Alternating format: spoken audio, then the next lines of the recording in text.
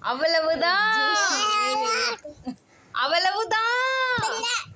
ஒழுங்கா சொல்லு. அவ்வளவுதான்.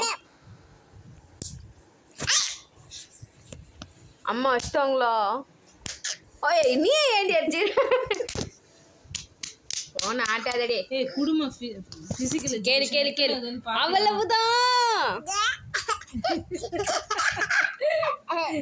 தங்க உள்ள